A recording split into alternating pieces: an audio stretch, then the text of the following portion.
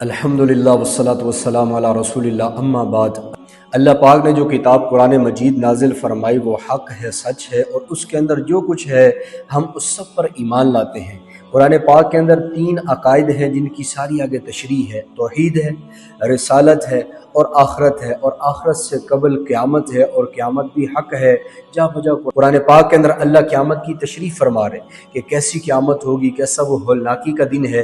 جیسے قرآن نے اس کا بتایا ہے، ایسے اللہ کے نبی نے چھوٹی چھوٹی اس کی علامات بتائی ہیں۔ اللہ کے نبی نے اس کی بڑی علامات ذکر کی ہیں کہ جب ان علامات کا ظہور ہوگا تم سمجھ لینا کہ قیامت قریب آ چکی ہے۔ اس وقت تم اللہ سے ڈرنا، توبہ استغفار کرنا۔ قیامت کی جو چھوٹی نشانی اللہ کے نبی نے فرمائی، سب سے پہلے فرمایا قرب قیامت اللہ کے نبی علیہ السلام دور ہوگا۔ حضور دنیا میں تشریف لائے قرب قیامت، اور پھر فرمایا حضور کی وفات ہوگی قرب قیامت، حضور دنیا سے پردہ فرما گئے۔ پھر دوسرا فرمایا تتاریوں سے جنگ ہوگی۔ تتاریوں کا فتنہ بڑا خطرناک تھا، مسلمانوں نے جنگ کی اور اس تتار کے فتنے کو ختم کر دیا۔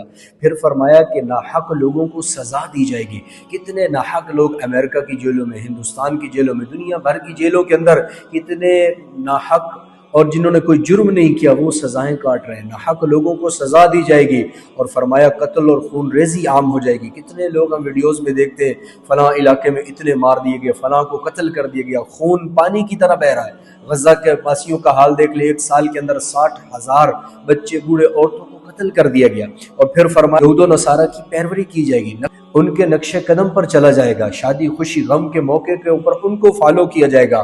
کاروبار، لین دین، معاملات کے اندر یہود و نصارہ کی پیروی کی جائے گی۔ پھر حضور نے فرمایا کہ لونڈی اپنے آقا کو جنم دے گی، جو ماں اپنے بیٹے کو جنم دے رہی وہ بیٹا اپنی ماں پر حکمرانی کرے گا۔ اور پھر فرمایا تنگ دست لوگ ہوں گے، وہ بلند بالا عمارات کھڑی کر دیں گے، اور صرف جان پہچان کی خاطر، جان پہچان کے واسطے سے ایک دوسرے کو سلام کیا جائے گا۔ آج دیکھتے ہیں جو جاننے والا اس کو سلام کرتے ہیں، جو نہیں جاننے والا اس کو سلام ہی نہیں کرتے۔ پھر فرمایا حال کمانے میں حلال حرام کا فرق ختم ہو جائے گا، حلال حرام کی تمیز ختم ہو جائے گی۔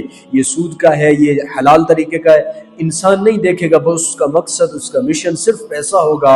اور آج وہ دیکھ لیں کہ انسان کمانے میں ایسا مست ہے، ایسا مگن ہے، حلال حرام کی تمیز، حلال حرام کا فرق ختم ہو گیا۔ پھر حضور نے فرمایا مسجد کے قرب و جوار میں گھر ہوں گے مگر وہ لوگ مساجد کو نماز پڑھنے نہیں آئیں گے۔ آج کتنے لوگ مسجد کے پڑوس میں گھر ہوتا ہے لیکن نماز پڑھنے نہیں آتے۔ پھر حضور نے فرمایا فتنوں کا عروج ہوگا، فتنوں کا زمانہ عام ہو جائے گا۔ پھر حضور نے فرمایا کہ دین کو دنیا کے عوض بیچا جائے گا، فروخت کیا جائے گا۔ نااہل نکمے حکمران تم پر مسلط ہوں گے۔ پھر حضور نے فرمایا جو حکمران ہوں گے ان کے مقربین بھی نااہل لوگ ہوں گے، جو نمازوں کے اندر کوتاہی کریں گے۔ مسلمان اس وقت ترک جہاد اور حب دنیا کی وجہ سے کفار سارے یکجا ہو کر ایک صف میں اکٹھے ہو کر مسلمانوں پر حملہ کر دیں گے۔ مساجد کی زیب و زینت کے بارے میں ایک دوسرے پر فخر کریں گے، ہم نے تو مسجد کے اندر یہ ٹائل لگائی، ہم نے تو مسجد کے اندر سولر لگایا، ہم نے تو مسجد کے اندر اے سی لگایا، اور مسجد عبادات سے خالی ہوتی چلی جائیں گی۔ پھر حضور نے فرمایا نئی گاڑیاں عام ہو جائیں گی۔ اور پھر حضور نے فرمایا قرب قیامت واز و نصیحت تو خوب ہوگا، خوب لچھے دار تقریریں بھی ہوں گی، خوب درس واز ہوں گے، لیکن عمل کرنے والے بہت تھوڑے رہ جائیں گے۔ یہ قیامت کی چند چھوٹی نشانیاں، اور بہت سی چھوٹی نشانیاں جن کا حضور نے تذکرہ فرمایا۔ پھر اللہ کے نبی نے بڑی نشانیاں فرمائی ہیں، ان میں سب سے پہلی بڑی نشانی سورج کا مغرب سے نکلنا۔ پھر حضور نے فرمایا دجال کا ظہور ہے۔ پھر حضور نے فرمایا عیسیٰ علیہ السلام کا نزول ہے۔ پھر امام مہدی کی پیدائش ہے۔ امام مہدی علیہ السلام، عیسیٰ علیہ السلام مل کر اس دجال کو ختم کریں گے، قتل کریں گے، اور پھر مسلمانوں کی حکومت ہوگی پوری دنیا کے اوپر۔ پھر ان بڑی علامات میں سے ایک علامت غزوہ ہند بھی ہے، جو اس وقت ملک کی صورتحال ہے، جو اس وقت انڈیا والے مودی سرکار جو ہے غزوہ ہند کی طرف مسلمانوں کو پکار رہا ہے، مسلمانوں کو للکار رہا ہے۔ سرزمین شام کی جو حالات خراب ہیں، غزہ کے واسیوں کو ٹارگٹ نشانہ بنایا جا رہا ہے، وہ زمین بھی اس لیے ہموار کی جا رہی ہے، وہاں میدان محشر قائم کیا جائے گا، اور قیامت قریب آ چکی ہے۔ اور ادھر سے غزوہ ہند یہ قرب قیامت کی بڑی نشانیوں میں سے ایک نشانی ہے کہ اللہ کے نبی نے فرمایا کہ خراسان سے سیاہ جھنڈوں والے نکلیں گے، دنیا کی کوئی طاقت، کوئی سپر پاور، کوئی سلطنت ان کو شکست نہیں دے سکے گی۔ غزوہ ہند لڑنے کے لیے محمد بن قاسم بھی آئے تھے۔ محمد بن قاسم سے قبل بھی لوگ غزوہ ہند کے لیے نکلے تھے، لیکن وہ مارکا ایسا نہ ہوا جیسا اللہ کے نبی نے فرمایا تھا۔ وہ مارکا اب گرم کیا جا رہا ہے جیسا کہ پاکستان ہندوستان کے حالات ہیں، اور اسی مارکے کی طرف دعوت دی جا رہی ہے جس کے لیے یہ میدان سجایا جا رہا ہے۔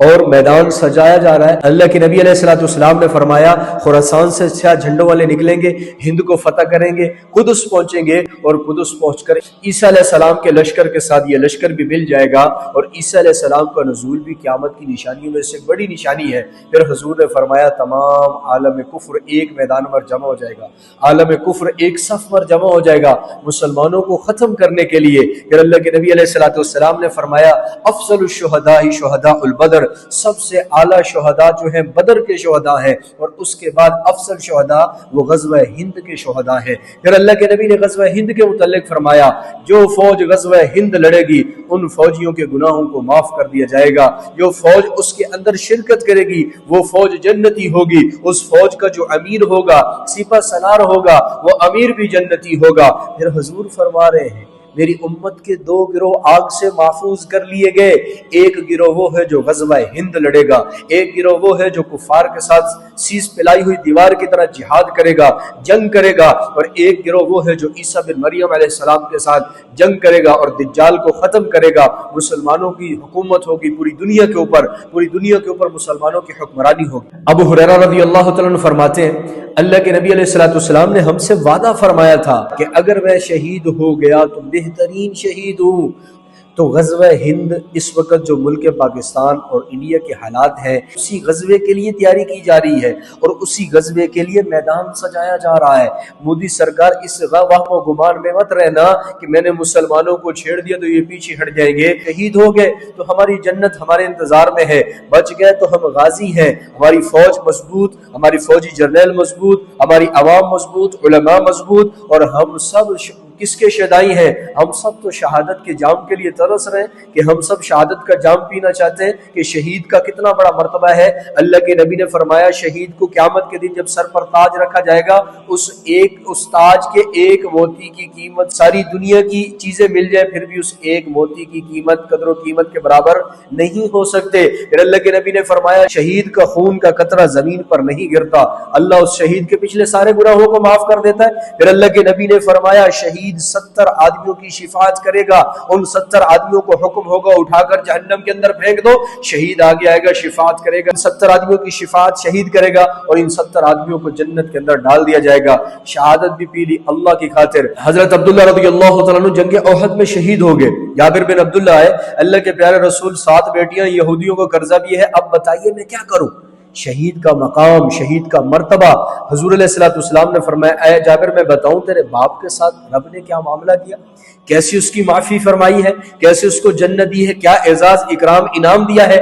جابر نے اللہ کے پیارے رسول فرما دیجئے، حضور علیہ الصلوۃ والسلام نے فرمایا کلم اباک کفاحا، رب نے تیرے باپ کو دربار میں اپنے میں کھڑا کیا ہے، 70,000 پردے ہٹائے ہیں اور پوچھا ہے جابر اے عبداللہ مانگو کیا مانگتے ہو؟ انہوں نے عرض کی یا اللہ آپ اتنے حسین، آپ اتنے خوبصورت، یا اللہ مجھے اجازت دیجئے میں دوبارہ جا کر دنیا میں آپ کے نام پر شہید ہونا چاہتا ہوں، آپ کے نام پر کٹنا چاہتا ہوں، آپ کے نام پر مرنا چاہتا ہوں، آپ کے دین کی سربلندی کے لیے میں اپنے خون کو پیش کرنا چاہتا ہوں۔